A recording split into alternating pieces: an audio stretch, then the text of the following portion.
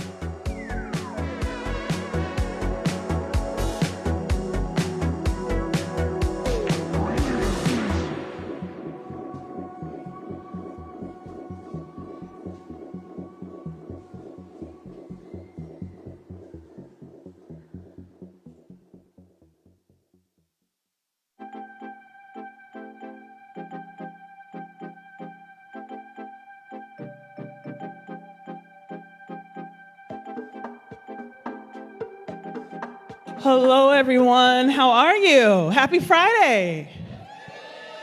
Okay, so the mimosas, I see this is where the party's going to be. I just have a feeling. First of all, let's give a round of applause for those that were brave to sit in the front row. Yeah!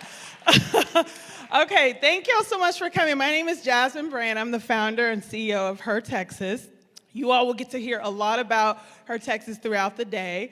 We're so thrilled to partner with the BCIC. Lots of acronyms today, by the way, y'all. BCIC on this incredible day that is for her. This is a day to celebrate, to uplift, but more importantly for us to, Nathan, is it okay for us to cuss?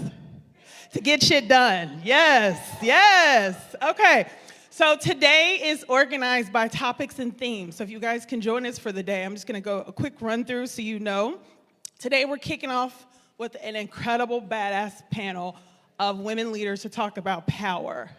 Following that session, I'll be telling you all about a new business model, funding model that Her Texas has created called Bank Her, and we'll tell you more about a grant that we are creating for businesswomen here in RGV. And then if you RSVP'd, you will join us for lunch. We are at full capacity, y'all. I'm getting people sending me bribes now for lunch. I didn't take it. But that's over at Dodici. But there's still lots of programming and things happening. So hopefully, were y'all able to download the app? Okay, so there's lots of programming happening here. And then we'll be over at Crosshatch for the rest of the day. There'll be a mindfulness, wellness moment at 1:30, and then there'll be a panel about pivot. When things go wrong, what do you do? And then we'll end the day with 4 business owners that have really specialized in creating products that sell.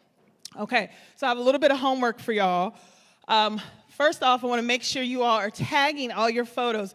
Make sure you guys are tagging RGV Startup if you haven't started doing that. And then Her Texas, HERTEXASCO. If you tag us so we can share and repost everything. Okay, y'all, so we're going to go ahead and get started. I'm going to introduce you to our moderator for this incredible panel all about power. Her name is Linda Ufland. Let me make sure I get this title correct. Director of Entrepreneurship, Innovation, and Commercialization. Yes! That's with the mimosa already too, Linda. Yes. Okay, can y'all give Linda a big round of applause? Yeah. Okay.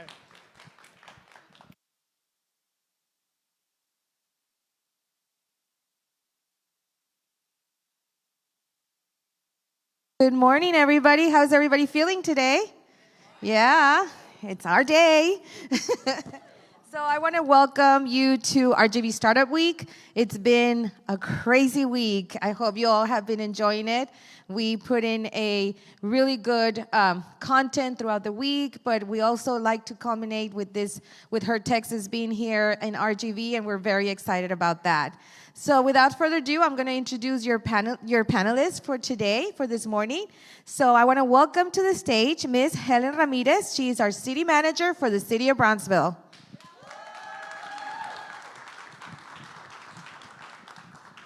Ms. Cori Pena, she's president and CEO of the Brownsville Community Improvement Corporation. Welcome, Cori. Ms. Astrid Dominguez, she is the executive director of the Good Neighbor Settlement House. Welcome, Astrid. And Ms. Monica Benavides, secretary of organization and political action Movimiento Ciudadano, Tamaulipas. You guys want to have a seat? So I'm going to begin with an opening statement that we would like to read to all of you, so then we can then go into our conversation with our phenomenal panelists here next to me. So to start off, we want to say that power doesn't always come with a title or a microphone.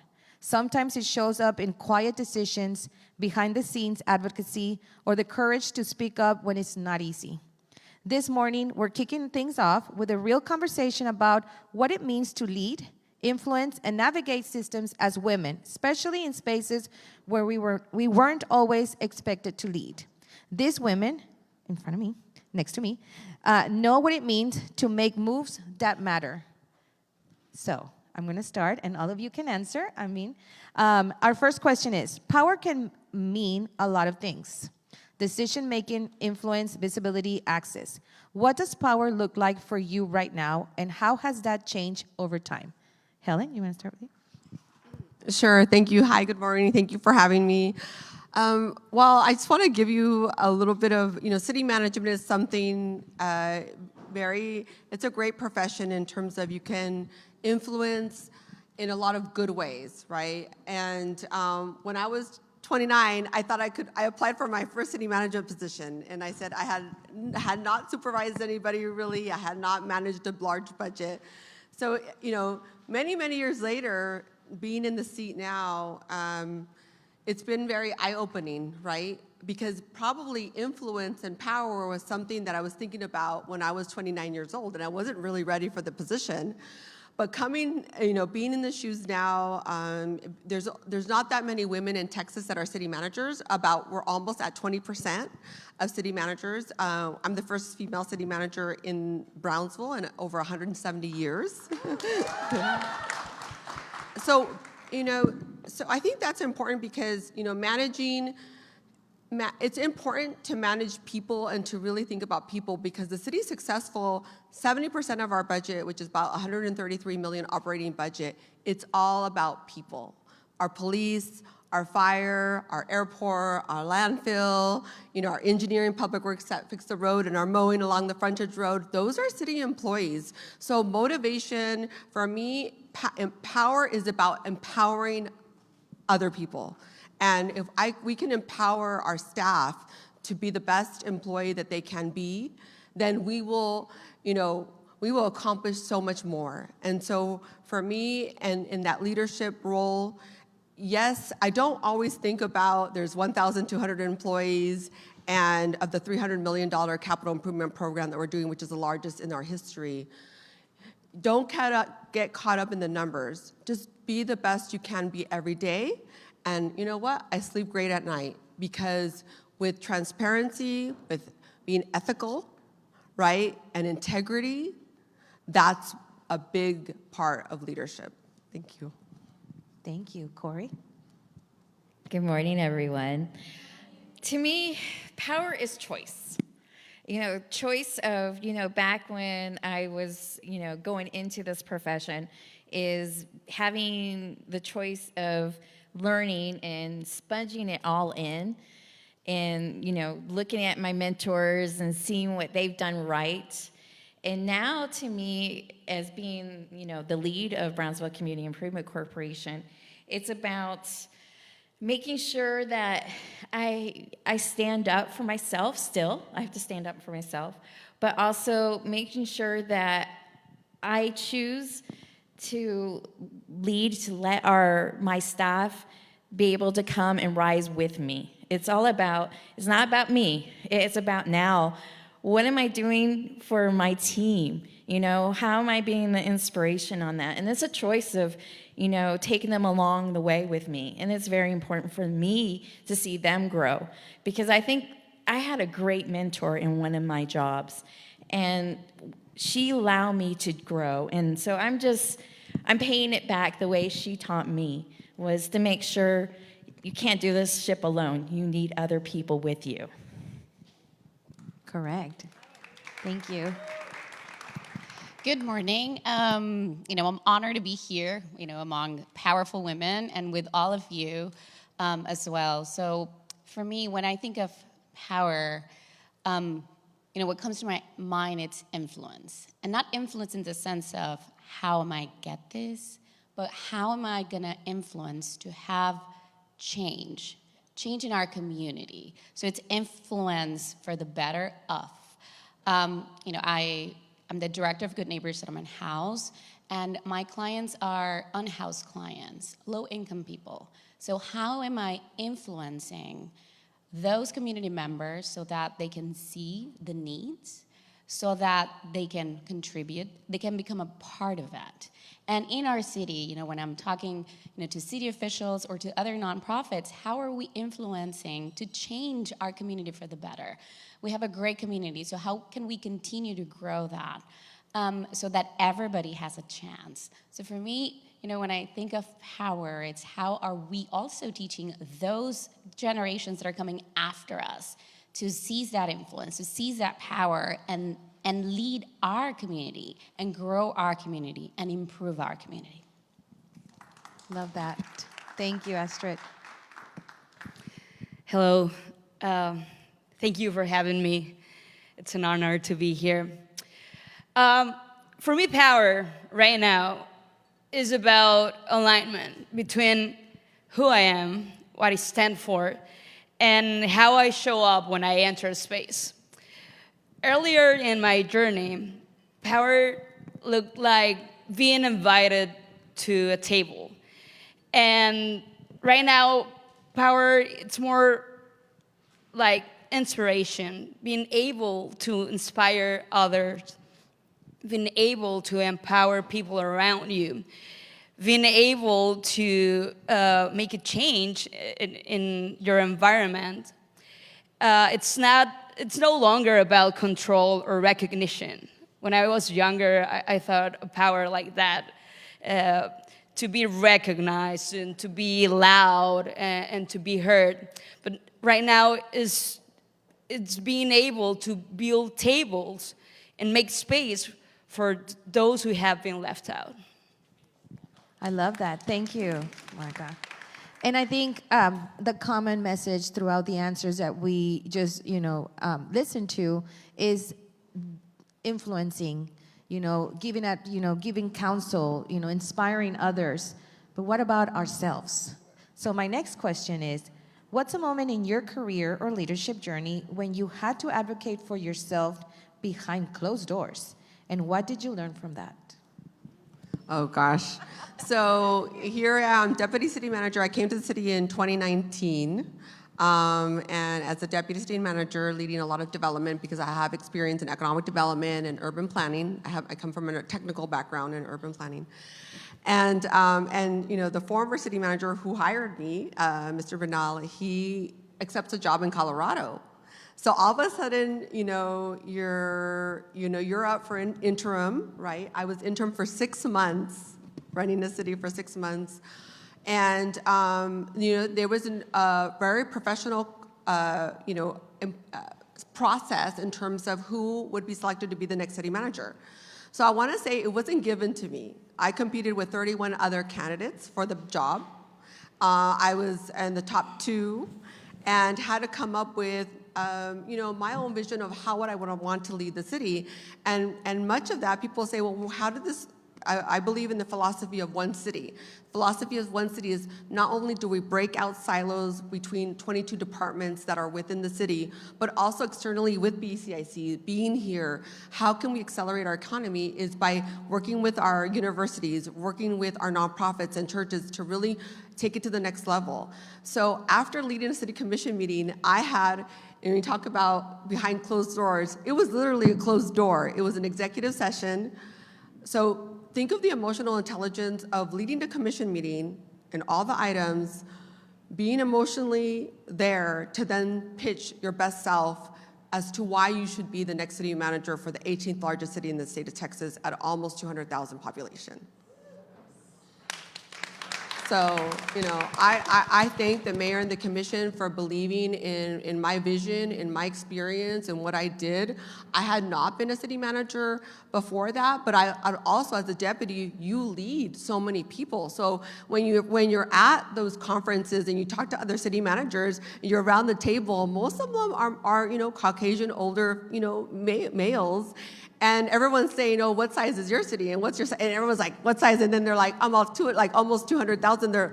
There's a respect there, right? So to me, I'm like, no, I had the experience because as deputy, you're right there with the city manager. And so, and then really able to pitch a vision and understand what the city needed.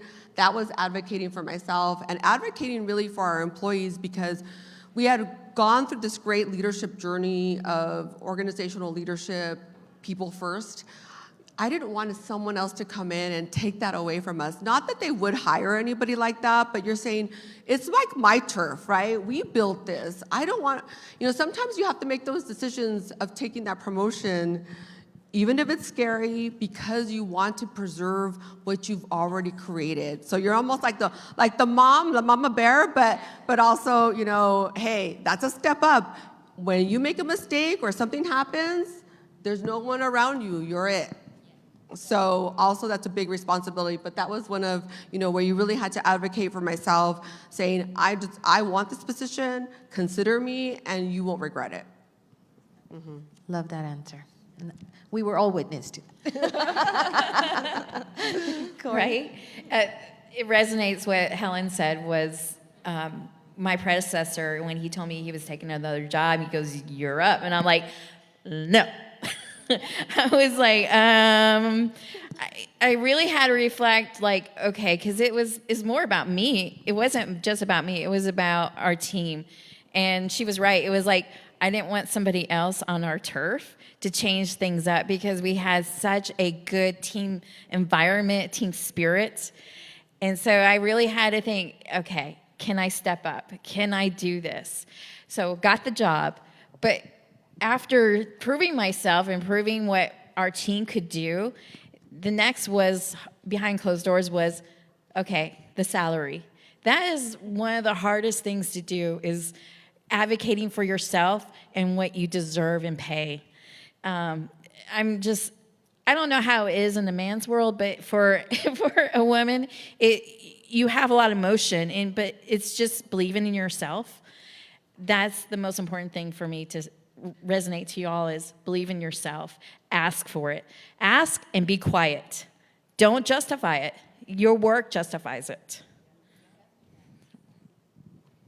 I have to say, for me, it was when I took this job as a director. I had been leading different departments previously. I knew the predecessor, and he had done a tremendous job. So, I applied, I got the job. And for a while, the imposter syndrome kicks in. Am I fit for this job? And you start boycotting yourself, like thinking like, oh, maybe somebody else could have done it better. Like, oh, do I need to just keep everything? Like all the things that, you start hearing from other people. And, this is a community-facing role. So like you start hearing people talk and you start doubting yourself. But then you go back to, like, I got what it takes. And if I were a guy, would he be questioning himself? Of course not. Like, and that's the reality. They would not be second-guessing themselves. And probably people with, like, maybe not as much experience would have applied, would have gotten, and they would not be down. So I was like, I got this. I can do this. And, you really have to surround yourself with a good support network, because you cannot do it yourself. Like, it takes a village. I joke most of the time that I run two households, my house and Good Neighbor. But it's a reality, and I don't do it alone, the same thing as I don't do it alone at home. So as I think of, boycotting myself, like really taught me a big lesson. Like if I need to believe, because I can do it. I'm completely competent to do it. I can. And then my work will show it. I do not have to convince anyone else out there. They will see what we're accomplishing. And we, as in, because I'm not doing it by myself, I have a community at Good Neighbor that's helping me accomplish the great vision that I have for this organization. So it's hard when you start internalizing all these things, because it happens to all of us, right? You start second-guessing yourself. But don't second-guess yourself. Guys would not do that. They just walk in, own the room. We got this. We are competent. Yeah, we can do it. I love it. Well, I can think in a lot of scenarios, but I'll go back to probably my first memory that I had to step up for myself. It was probably in my mid-20s, and I have this director position at a university in Matamoros. And all of my contributions were being minimized because I was very young and I was the only girl in the room. So I had to step out in private and talk to the man in charge, and respectfully ask to be recognized for my contributions. And, blah, blah, blah, blah, blah, blah, this and that, I'll put attention on it, whatever. And what I learned about that is that silence can be misread as agreement. And that self-advocacy is not arrogance, it's clarity. So that was the lesson for that time. That's a great statement. Love that. Love that. And I think all of us at one point in our lives, as we're growing our careers, we feel that, sheltering, makes it, okay, if I don't say anything, they'll just come to me. And it's not as easy for us women as, not to, throw any, trash at men, but, it's just, we all live in a man's world sometimes in our careers and where we started our careers. So thank you for those answers, ladies. So now that you feel empowered, that you own it, your position, how do you balance using your power for your own growth and creating space for other women behind you? Because sometimes, I don't know if you guys feel that your fellow women, are not necessarily your best supporters for some reason. And I don't know if there's a reason for that, but sometimes it feels a little bit challenging. So how do you, take that message out to empower other women in your position and your growth? So we had our first City of Brownsville Women's Conference this year, 300 women. It was really, I like our conferences because they're very bottom up. I get the agenda 2 weeks before the conference. I really want them to own it. There's a subcommittee of those that want to participate from different departments. 300 women, it was a very powerful experience to see them. I was on the panel. We invited Kathy Leaders, the general manager of SpaceX, to be on the panel. We also had some of our first female. We have 5 sergeants, female sergeants, which is atypical for a police department. So, having sergeant there and, just having those real conversations. So to me, them feeling, we received so many positive comments of just empowerment, motivation, wanting to try new things. We also invited business owners, small business owners, to participate also. So we heard from the business sector as well, because it's very relatable. When I was at GPIC, we had Inquieta, which was an empowerment conference for the business community, women in the business community. How do I fill my cup? Just a little bit about me. I went to an all-girls Catholic school when I was in high school. So I wore that green uniform for 4 years. I didn't worry about makeup or hair, but I did brush my hair. But it was a really great, and some of my professors were nuns. Sister Colleen taught biology. And what she also taught European literature, and she talked about the empowerment of women through literature and through authors. So she really influenced me to feel I wasn't worried about how I looked. I was there to study, to learn, very focused. And I think that really helped me with, I need it for my life. So right now, there's a few women, there's about 20 women that I've been invited in the state of Texas, female city managers. I'm part of the Texas City Manager Leadership Circle. There was you were actually nominated to be in this circle of leadership. we learn things from what's the next generation of AI happening to so a lot of cutting edge, how to do collective bargaining with police and fire, but we also talk about our relationship with mayor and commission, with our community. We have city managers that have it really tough, right? It's a tough job. So really being able to kind of vent and also get advice from a very safe environment is what we do. We meet every quarter, and that really fills my cup. We share our contracts with regard to contract negotiation. That was the last meeting I had. How do you negotiate as a city manager your contract? Right, because I was just renewed in January, so I went through that whole negotiation and evaluation process. So we have those real conversations about that, and that helps me become a better leader. And also, it also is very supportive as being a woman in this profession. Thank you, Helen. That's great. Good answer. To me, I think it's important to know that growth is not selfish. When you grow, then you're expanding your capacity to help others. And that's what I look at is, my growth means I'm in a capacity to help my team grow as future leaders, as bringing them to the table. I value my team's ideas. I'm not the smartest one in the room, but I'm surrounded by the smart ones. That's the way I always view things. So it's really important to, grow and not be afraid to take that splunt, that dive to grow, because you're growing, you can actually expand and take people with you. Thank you, Cori. So, this is a very interesting question. So I was reflecting about it yesterday. Throughout my career, I've been in different spaces. I came back, I'm from Brownsville, born and raised here. And the advocacy and the work that I did, it was, I was most of the time the only person of color. And that puts you in a position where you have to advocate a lot for yourself, when you have to speak up. But then it's also awkward because you have to still be nice, right? And you have to not be too bold because then that pisses people off. And then it's it's like you're walking on eggshells, but you still want to be well, what about this, right? And throughout that, you realize that not everyone, it's your supporter. And there's a lot of people out there that,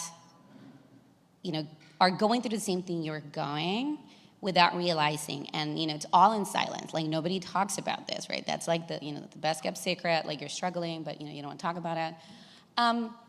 And giving that space to people, to, the quiet one, it's why don't, what about you, right? In a way that they feel empowered to. Mm-hmm. I'm a big believer of, many women throughout their careers struggle. They don't, the people that are coming behind me, the women that are coming behind me don't have to struggle the same way that I did. And if I can do anything in my power to change that, to help them, I will. And I'll give you an example. When I was pregnant, I have a 6-year-old, and my husband had more parental leave than I did.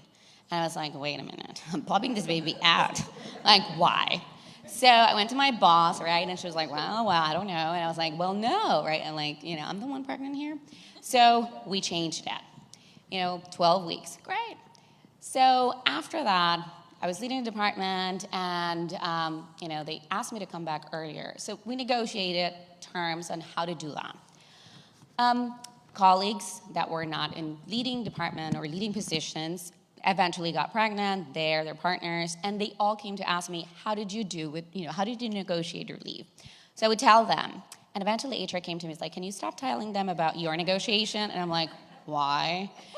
Because, everybody wanted it the same way. And I'm like, and why can't they? And, it was a blank. And, people can, we shouldn't. I'm like, these women are having a baby. Yeah. They should be able to, just like I did. They should too. Why not?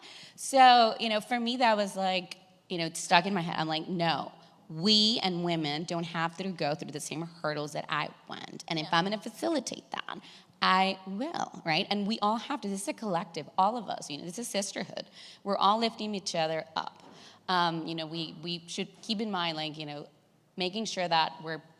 And there's a meme, well, not a meme, but like a phrase about it on Instagram that I see it a lot.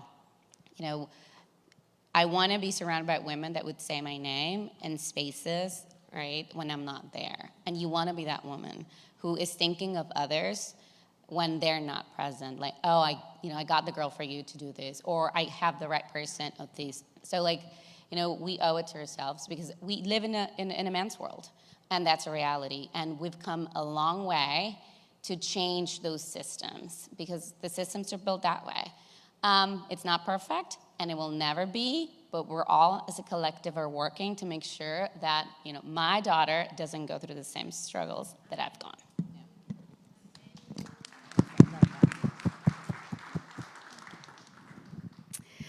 I think there's a very harmful cliche about women working together, right? You said it, Linda. And I think that we've been working very hard to take that down and to make another statement and to build a community where women are not being seen as competition, but as inspiration.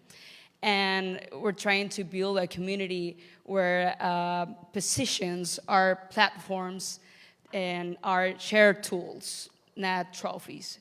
So I think it's about that. It's about inspiring. It's about open spaces, building an environment where women can open doors for another women, where women can support other women and to pave the road to better positions and to give voice to those who don't have one. I love that. I think it's important to understand that, in my case, just an example, I have a lot of students in my team, and they're all beautiful young ladies. They're all right there.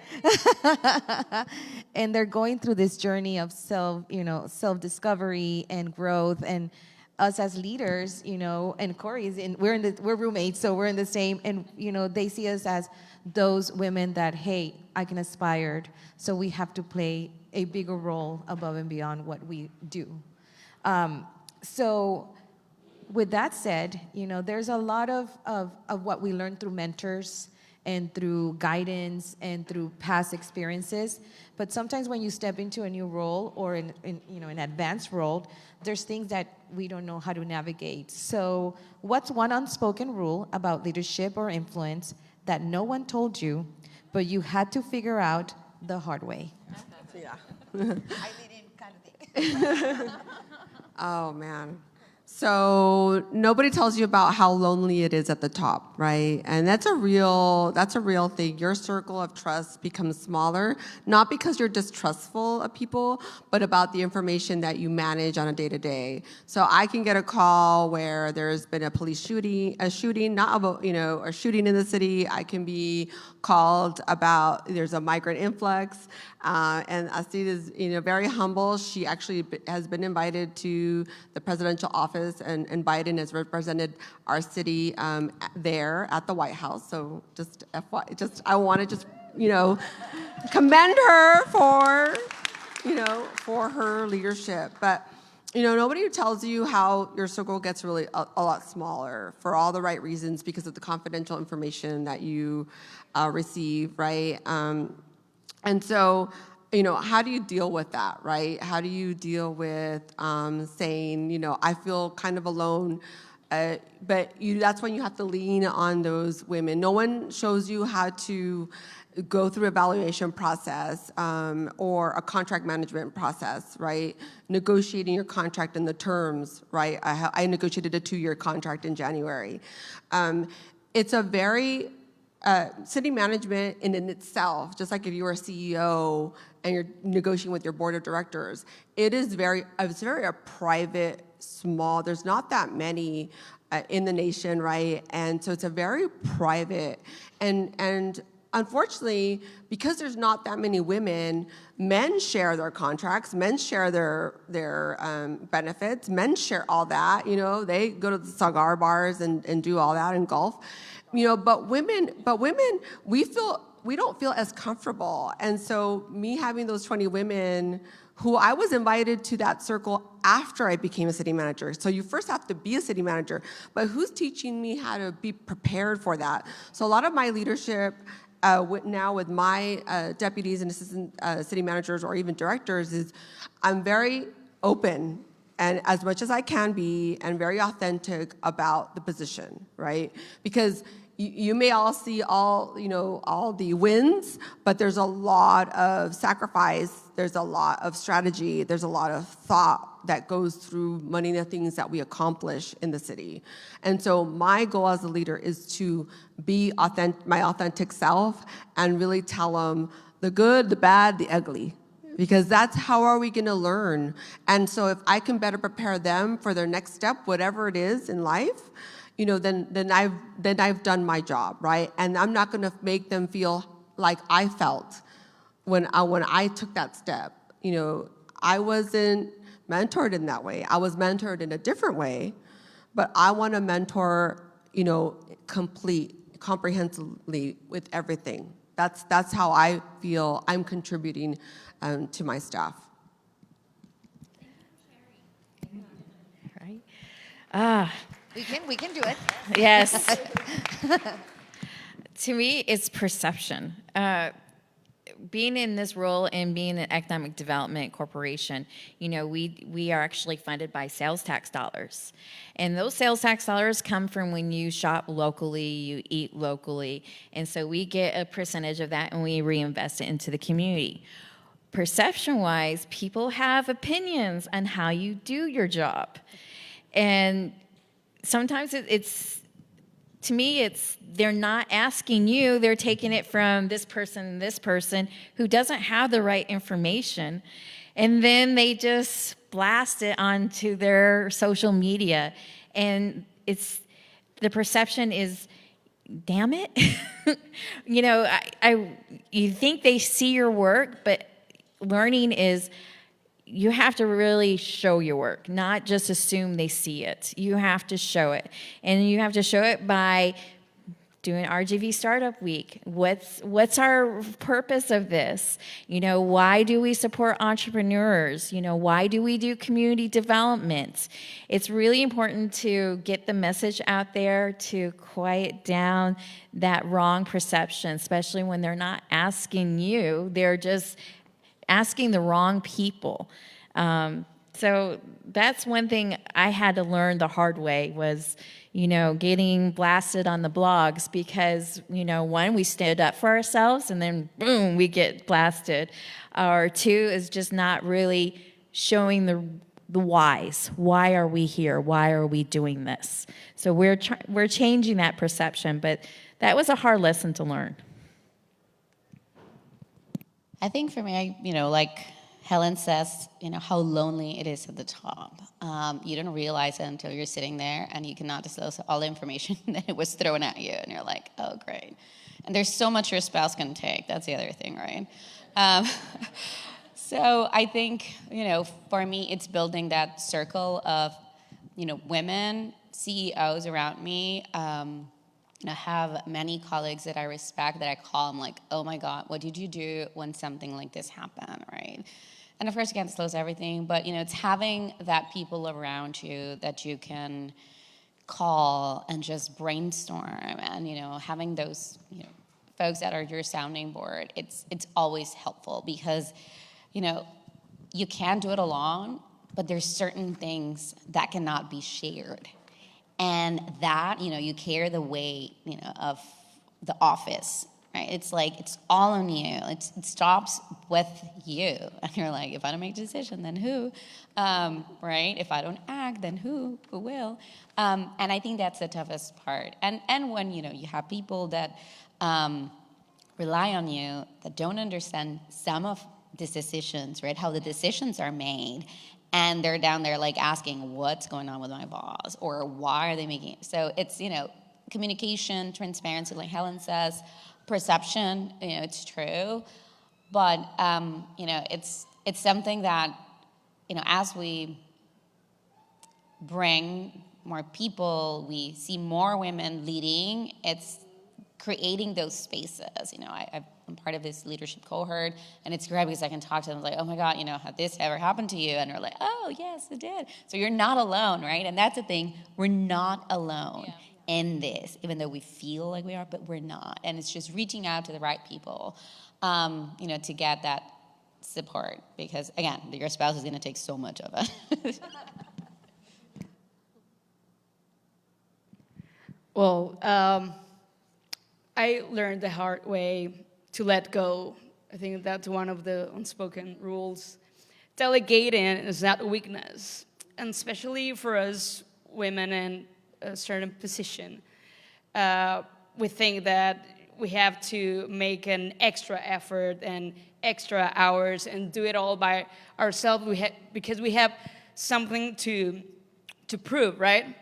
So I also learned that walking alone, you won't get that far, as if you can build stronger outcomes if you do it with teamwork. And teamwork is definitely the key to success. And that's a value that we deeply share at Movimiento Ciudadano. So I've learned that teamwork is very important, to delegate, to let go, because if you try to do it all by yourself, you end up burnt out, right? Trust. It's the trust in your team. Yes. Yeah, that's why you have to delegate. You have to trust your team. You got to let them have failures too. That's how they learn. To empower your team. Yeah, of course. And have their back. Yes. Right or wrong. Very important. Go both ways. Yeah, because they're going to make mistakes. Yes. But It does go at the both end ways. of the day, we are the leaders, we're the responsible, and backing them up, lessons learned, makes it more worth that sense of inspiration, I think, for all of them. I think all of you ladies. So we talk about, what that unspoken rule is, what the lessons learned that ourselves have learned throughout our journeys.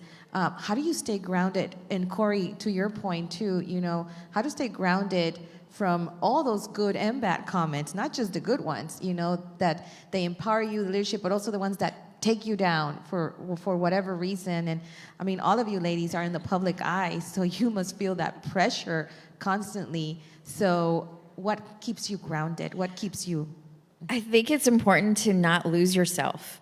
If you have a bad day, you get that wrong blog, and have a bad day. To me, I have to go and, one thing is my family. Thank God for my family, my husband and my 2 children. They do ground me, because that is going home, it's not about work now, it's about mommy duties. And that's a way to turn off and say, you know what? I have them, and they have trust in me. They value me.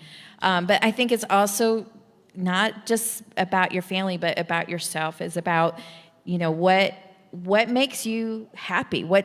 Do that. If you have a bad day, if it's a spa day, go do the spa day. To me, it's going outside, turning on the music, and having a drink. That's my way of shutting down and, okay, tomorrow, and I really do believe tomorrow is a new day. I've always had that motto, tomorrow's a new day. I try to close it down at the end of the day and try not to, fluster in my head, because it really doesn't do it's not any good for anybody, not good for me, not good for my family. Because tomorrow it can be a new day. You actually have a new perspective when you wake up a lot of times. So that's how I stay grounded. The drink works. Helen? Okay, so the way I stay grounded is, well, one, don't surround yourself by yes people, because it's not going to get you anywhere and you're not going to learn about yourself. That said, when I come home and I have a hard day, or every day I go to my daughter, and I say huggies, and she hugs me, and, and I have 3 kids, and, just really spending time with them, saying, I'm going to really just focus on them, on the love that we have.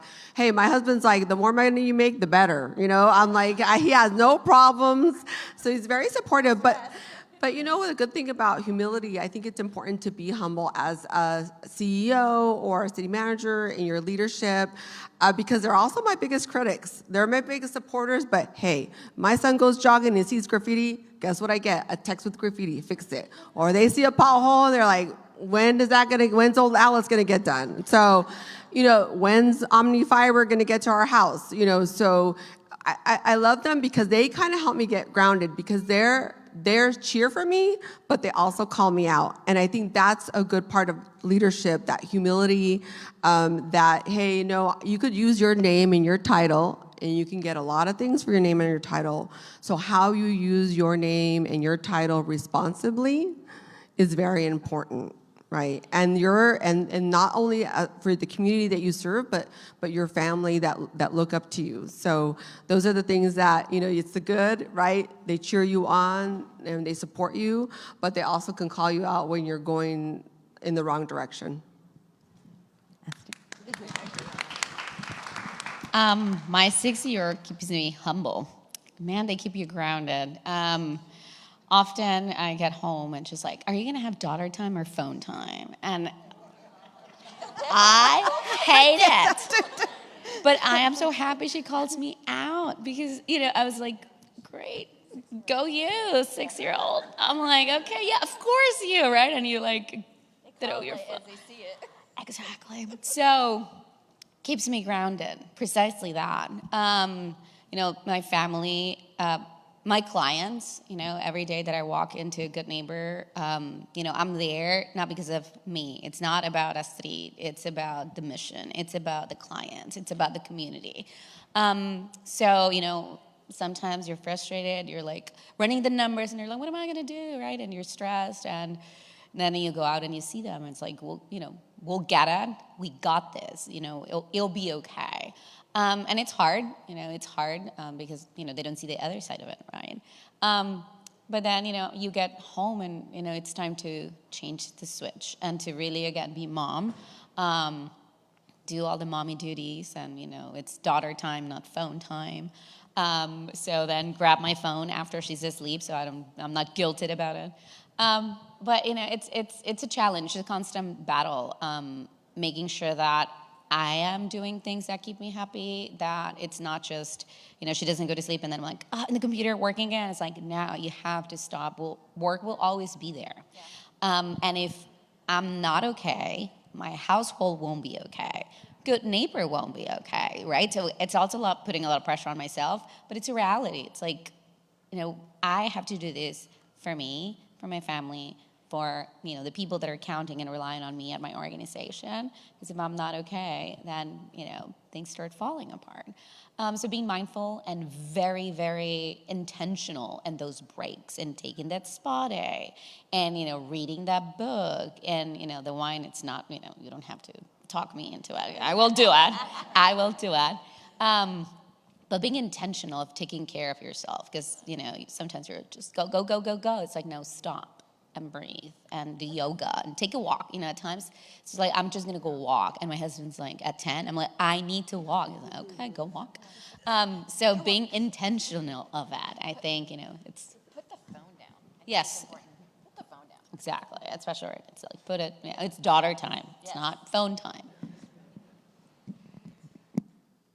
Well, I stay rooted in my community, my family, friends. And, politics can be cold, and being exposed and being criticized. And sometimes I ask myself, why am I doing this?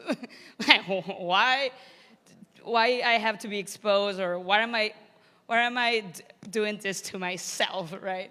But then I go back to exactly that, my whys, the purpose of doing this. And that helps me a lot to remember that the purpose is serving and healing and inspiring and empowering other people. And that has helped me a lot, just to ask, why am I doing this? And just answering that helps me stay grounded and rooted. Gives you that purpose. Yes. Yes. I love what you all say about, the daughters. Mine, I get home and she's like, Mom, adivina qué, or guess what? And she starts going like her drama is more important than my drama. And I'm like, okay, and this girl did, and mine's a dancer, so in dance this, and I'm like, by the end of that, it's like, my God, do you need a glass of wine?